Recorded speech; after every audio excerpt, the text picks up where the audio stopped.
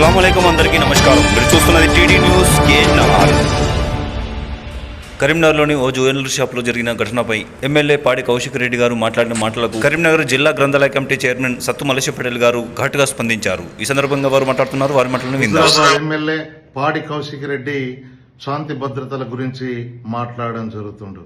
అసలు ఈ BRS party నాయకులకు శాంతి భద్రతల గురించి మాట్లాడే అర్హత ఏ మాత్రం కూడా లేదు.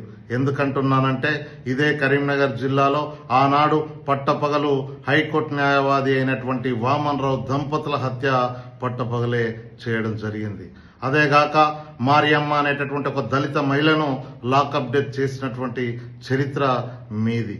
అదేగాక నల్గొండ జిల్లాకు చెందినటువంటి శ్రీనివాస్ రెడ్డి ఎంతో మంది చిన్నపిల్లల ప్రాణాలు తీయడం జరిగింది మీ యొక్క ప్రభుత్వ హయాంలోనే.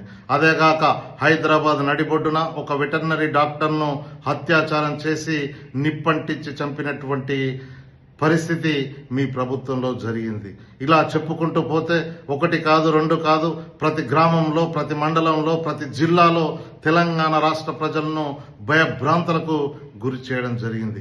ఆనాడు మీరు పోలీస్ వ్యవస్థను ఒక ప్రైవేట్ సైన్యంలో నడిపిస్తూ చివరికి రైతులకు కూడా బేడీలు వేసినటువంటి చరిత్ర మీది. ఆనాడు మీ యొక్క ప్రభుత్వ హయాంలో హోంమంత్రి ఒకరైతే అధికారాలు ఇంకో దగ్గర ఉండేటివి. కానీ నేడు హోంమంత్రే మన యొక్క సీఎం గారు. కాబట్టి అక్కడక్కడ ఇలాంటి మతిస్థిమితం కోల్పోయినటువంటి కౌశిక్ రెడ్డి లాంటి వాళ్ళు ఉండడం మూలంగా అక్కడక్కడ చిన్న చిన్న సంఘటనలు జరుగుతున్నాయి. కాబట్టి నేను బీఆర్ఎస్ పార్టీ నాయకులకు సూచిస్తున్నాను, మతిస్థిమితం కోల్పోయినటువంటి కౌశిక్ రెడ్డిని తొందరగా మీరు ఎర్రగడ్డ హాస్పిటల్లో చూపించాల్సిందిగా కోరుకుంటూ ధన్యవాదాలు.